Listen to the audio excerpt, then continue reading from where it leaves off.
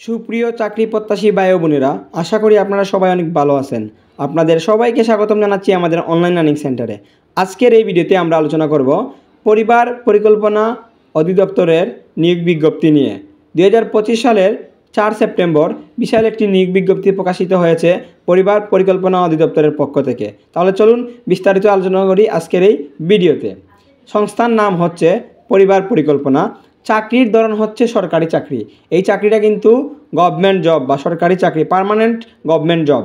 Job category মোট 6টি পদে থাকছে এই জব, এবং এই 6টি পদে মোট 143 জন মানুষ নেবে। 143 জন মানুষ নেবে।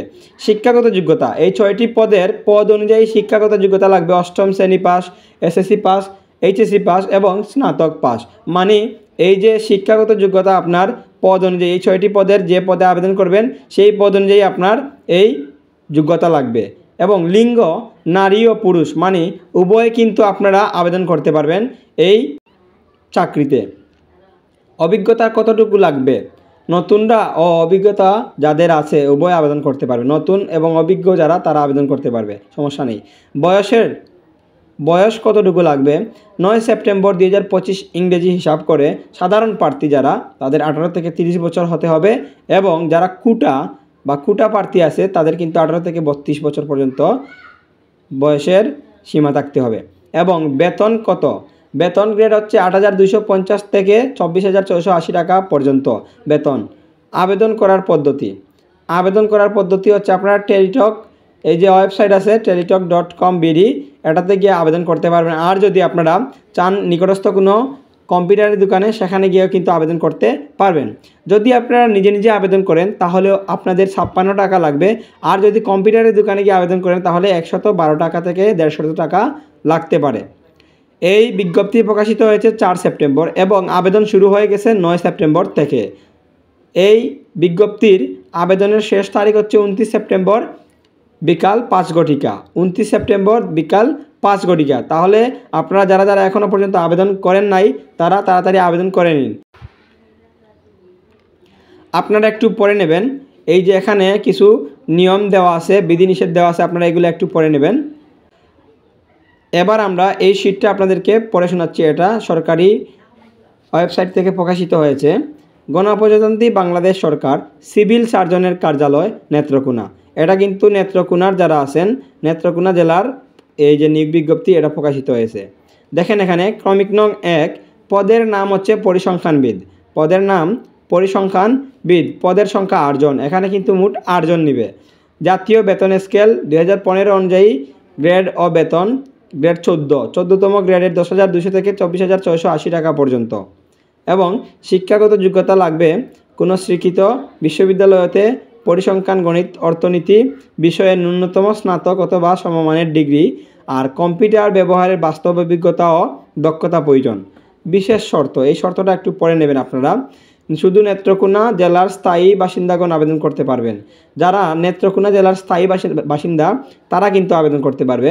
স্বাস্থ্য সহকারী পদের ক্ষেত্রে সংশ্লিষ্ট সাবেক ওয়ার্ড বা সংশ্লিষ্ট ইউনিয়নের স্থায়ী বাসিন্দা হতে হবে। যারা ইউনিয়নের স্থায়ী বাসিন্দা তারা পারবে।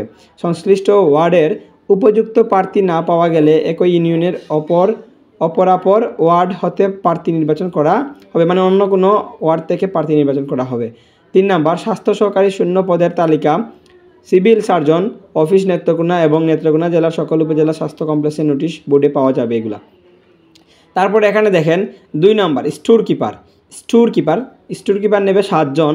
বেতন থাকবে 16তম গ্রেডের 9,300 থেকে 22,480 টাকা পর্যন্ত। তারপরে এখানে কোনো শিক্ষাগত যোগ্যতা কোনো স্বীকৃত শিক্ষা বোর্ড হতে এইচএসসি অথবা সমমান পরীক্ষার উত্তীর্ণ, মানে এইচএসসি পাস করে আপনারা এই পদে আবেদন করতে পারবেন। বিদ্রোহ স্টোর কিপার পদ ধারণকারীগণকে সরকারি বিধি অনুযায়ী জামানত প্রদান করতে হবে। 3 নম্বর যে পদটা আছে অফিস সহকারী কাম কম্পিউটার মুদ্রাক্ষরিক, এটা কিন্তু পদের সংখ্যা 14 জন, মানে 14 জন লোক নেবে এটাতে। এবং বেতন গ্রেড থাকছে 9,300 থেকে 22,490 টাকা পর্যন্ত, 16তম গ্রেডের বেতন। কোনো স্বীকৃত শিক্ষা বোর্ড হতে এইচএসসি অথবা সমমানের পরীক্ষা উত্তীর্ণ হতে হবে, মানে এইচএসসি পাস করে আপনারা এটা আবেদন করতে পারবেন। SMS, Word, Excel, PowerPoint এগুলোতে কিন্তু দক্ষতা অর্জন থাকতে হবে আপনার। গণিতে বাংলা অনূন্য 20 এবং ইংরেজি অনূন্য 20 শব্দের গতি থাকতে হবে। 4 নাম্বার স্বাস্থ্য সহকারী পদ। এখানে 108 জন লোক নেবে, যেখানে 16তম গ্রেড 9,300 থেকে 22,490 টাকা। কোনো স্বীকৃত শিক্ষা বোর্ড হতে এইচএসসি অথবা সমমানের পরীক্ষায় উত্তীর্ণ হতে হবে, মানে এইচএসসি পাস করে এটা কিন্তু আবেদন করতে পারবেন।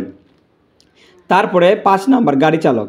গাড়ি চালক নেবে 4 জন, গ্রেড থাকছে 16তম গ্রেডের চাকরি 9,300 থেকে 22,490 টাকা। ন্যূনতম 8ম শ্রেণী, মানে আপনারা 8ম শ্রেণী পাস করে কৃতকার্য হতে হবে, ড্রাইভিংয়ে হালকা থাকতে হবে, লাইসেন্স থাকতে হবে, অভিজ্ঞ চালক অগ্রাধিকার পাবেন। তারপরে 6 নম্বর সর্বশেষ ল্যাবরেটরি অ্যাটেন্ডেন্ট 2 জন নেবে, যেখানে 19তম গ্রেডের 8,500 থেকে 20,570 টাকা পর্যন্ত বেতন থাকছে।